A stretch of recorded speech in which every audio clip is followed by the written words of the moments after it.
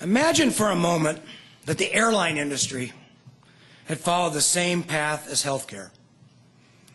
Today we would have this kind of healthcare system, this kind of airline industry, this kind of airline industry.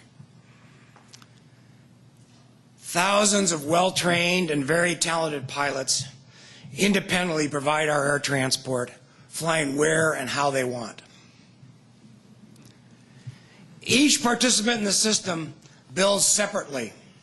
Pilots, co-pilots, flight attendants, baggage handler, ticket agents, and airports. Pilots separately charge for takeoff, flying, and landing.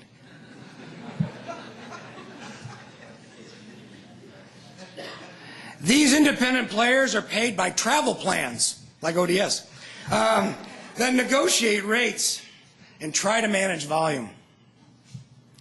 Employers, like many of you, incorporate this travel benefit as part of tax-exempt compensation and pay the travel plans. Governments pay for certain categories of people to fly, but they only pay a portion of the cost. The system is largely not coordinated, with limited use of information technology to connect the pieces: ticketing, baggage, traffic control, and connecting flights. The flying public is largely isolated from the costs. 20% of the people incur 80% of the costs, and some are frequent users of emergency travel. Costs are twice those of other countries and are growing at alarming rates. These problems are blamed on technology improvements and demographics. And finally, several 747s crash every day, killing 100 to 250,000 people a year. Now, I did not just grab those numbers out of the air. Those are the fatality numbers, the range of that studies indicate at the range of deaths in the U.S. each year from medical harm, 100 to 250,000. So I would suppose if we had that kind of air transport system, we'd want to reform it, right? You agree with that? And so let's say we tried to reform it and we used the same way we've tried to reform healthcare over the last 30 years. Well, the first thing we'd want to do is be sure that we protect the pilot-passenger relationship and avoid introducing any coordination or integration. Second, we'd want to borrow more money from the Chinese so we can pay for more people to fly. And third, we definitely want to get government out of air travel. We don't need regulation. We don't need certification of airplanes and pilots. We don't need government building airports. And we certainly do not want the government rationing our air travel.